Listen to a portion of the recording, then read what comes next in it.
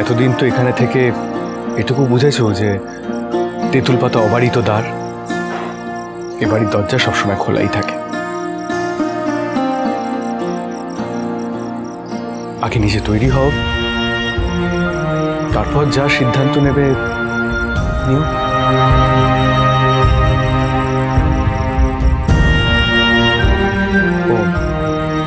আর এটা কখনোই ভেবো না যে তুমি এই বাড়ির দয়ার পাত্রী হয়ে থাকছো।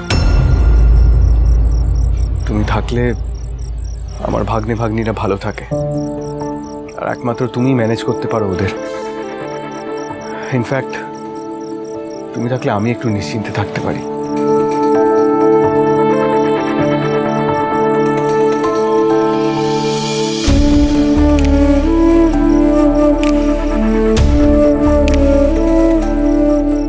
শুয়ে পড়ো।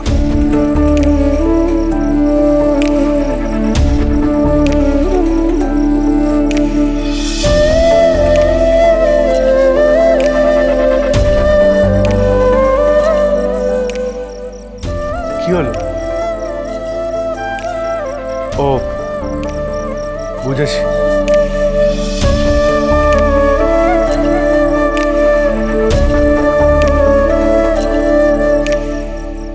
তুমি একটা কাজ করছি, আমি মাটিতে বিছানা করে শুয়ে পড়ছি, তুমি ওপরে শুয়ে পড়ো। না, আপনি খাটে শুয়ে পড়ুন, এটা আপনার ঘর, আমি নিচে শুয়ে পড়ছি। না না দাঁড়াও, সেটা হয় না। না না, আমি এটা পারবো না। তুমি খাটে শো, আমি তো বললাম আমি মেঝেতে বিছানা করে শুয়ে পড়বো, কোনো অসুবিধা হবে না। আপনি তো একটু আগে আমাকে বললেন শক্ত হতে, তাহলে এখন কেন আমার সাথে এরকম আচরণ করছেন? কেন সেভাবেই দেখাচ্ছেন? আর তাছাড়া কারোর জায়গার অধিকার নেওয়ার অভ্যেস আমার নেই। আপনি খাটে শুয়ে পড়ুন, আমি নিচে শুয়ে পড়ছি।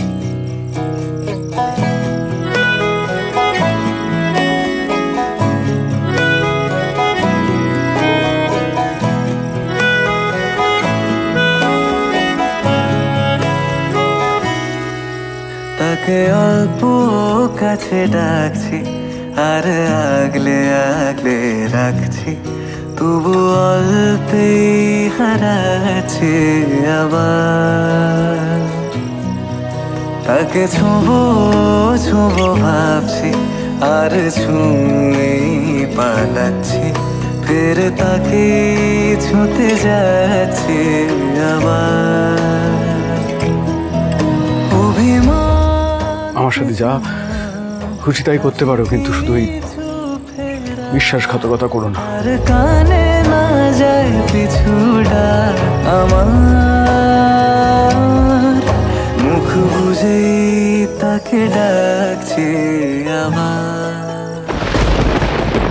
যে নিজে বেট্রেড হয় আর অন্য কাউকে বেট্রে করার মতো ক্ষমতা তার থাকে না মিস্টার সিংহ রায়।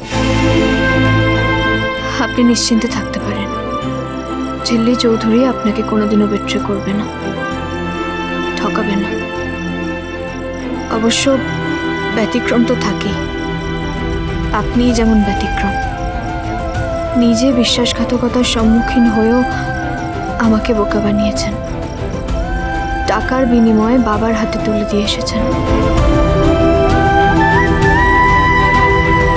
যেদিন আরেকটু ম্যাচিওর হবে, নিজের ভালো মন্দ বুঝতে শিখবে, সেদিন হয়তো বুঝবে আমি আর যাই হোক টাকার বিনিময়ে তোমায় ফিরিয়ে দেবার মানুষ ছিলাম না।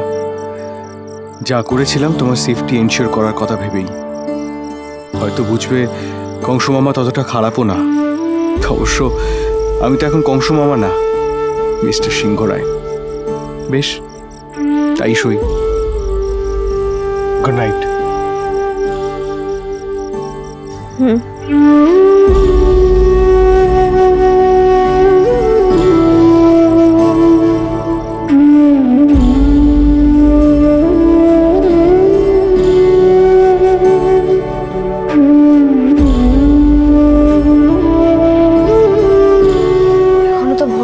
ফোটেনি, কিন্তু আর কতক্ষণই আবার শুয়ে থাকতাম, সারা রাত তো ঘুমও হয়নি।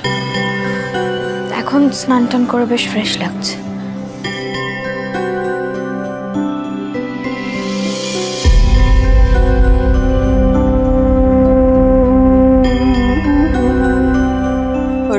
সকালবেলায় স্নান সেরে এই সিঁদুর সিঁথিতে ছোঁয়াবে, কেমন?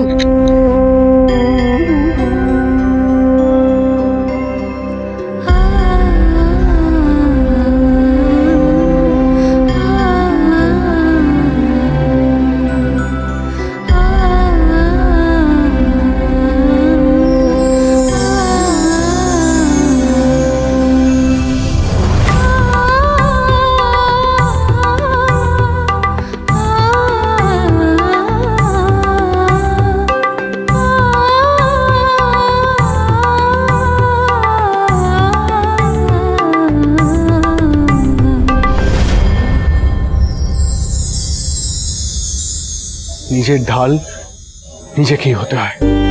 এই যে তুমি বলো না যে সব কষ্ট সহ্য করতে পারি, আমি তো বলবো কাউকে সেই স্পর্ধা, সেই সাহসটাই দিও না যাতে সে তোমাকে কষ্ট দিতে পারে। ঘুমিয়ে থাকলে কি ইনোসেন্ট লাগে, কিন্তু বাস্তব জীবনে যে মানুষটা কি সেটাই আমার কাছে এখনো একটা ধাঁধা।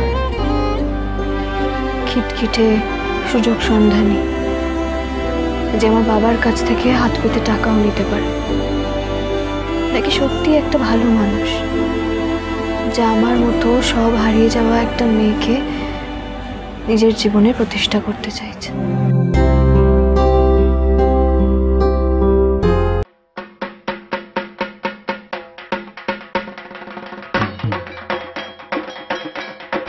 এত ভোরবেলায় ঢাক কে বাজাচ্ছে?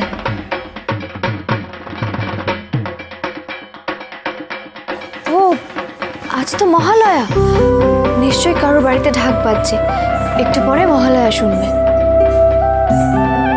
আমিও তো সন্ধ্যা মায়ের সাথে মহালয়া শুনতাম, অন্ধকার থাকতেই আমাকে তুলে দিত। সন্ধ্যা মা ছিল বলেই আমারও পুজো ছিল। আচ্ছা, কোকো মোমো মিষ্টির এবছর প্রথম পুজো না? হ্যাঁ তাই তো, ওরা তো জাস্ট 6 মাস আগেই বিদেশ থেকে ফিরেছে। তাহলে ওদেরকেও তো মহালয়া শোনাতে হবে। কংস মামা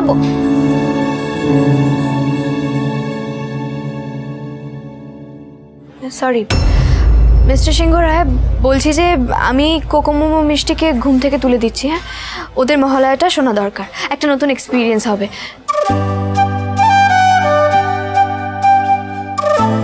ঠিক আছে, আমি তো বললাম, উনি ঘুমাচ্ছেন, ওঠেননি, তাই শুনতে পাননি। যাকে বাবা, যতক্ষণ শুয়েছে থাক, উনি ওঠার আগে, ওই প্রশ্নের ঝুড়িটা খোলার আগে আমি বেরিয়ে যাই।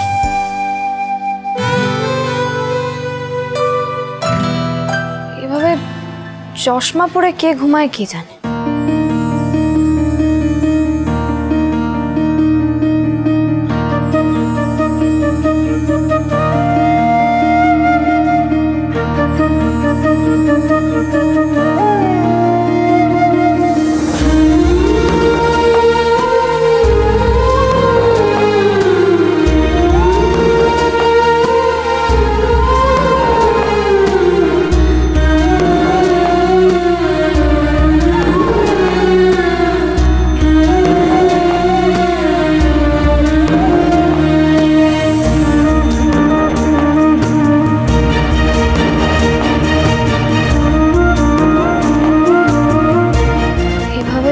তো ঘাড়ে ব্যথা হবে।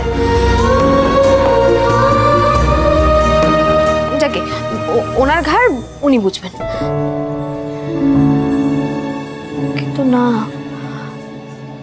ঘাড়ে যদি ব্যথা হয় সেখান থেকে ব্যথাটা মাথায় উঠবে, তারপর মাথা গরম হবে, তারপর কোকো মিষ্টিকে বকবে। না না, এই ঘাড়ে ব্যথার একটা বিট আমাকে করতেই হবে। সুজনে সুজনে রয়েছে যেন